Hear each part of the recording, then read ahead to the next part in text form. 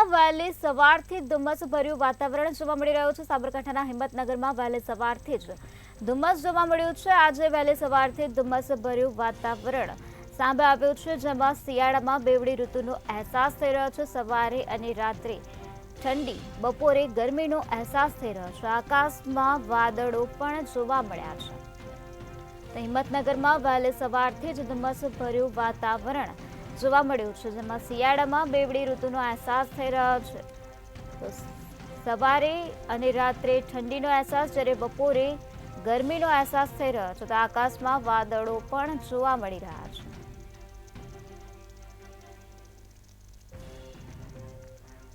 વહેલી સવારથી જ હિંમતનગરમાં ધુમ્મસભર્યું વાતાવરણ છવાઈ ગયું છે। શિયાળામાં બેવડી ઋતુનો અહેસાસ થઈ રહ્યો છે। રાજ્યભરમાં શિયાળામાં ગરમીનો અહેસાસ થઈ રહ્યો છે। રાજ્યભરમાં શિયાળામાં બેવડી ઋતુ એટલે કે ઠંડી અને ગરમી બંનેનો અનુભવ થઈ રહ્યો છે, જેમાં સવારે અને રાત્રે ઠંડીનો અનુભવ થઈ રહ્યો છે, ત્યારે બપોરે ગરમીનો અનુભવ થઈ રહ્યો છે। ત્યારે આકાશમાં વાદળો પણ જોવા મળી રહ્યા છે। આજે વહેલી સવારથી જ હિંમતનગરમાં ધુમ્મસભર્યું વાતાવરણ જોવા મળ્યું છે। શિયાળામાં બેવડી ઋતુનો અહેસાસ થઈ રહ્યો છે, જેમાં ઠંડી અને ગરમી બંનેનો અહેસાસ થઈ રહ્યો છે। આકાશમાં વાદળો પણ જોવા મળ્યા છે।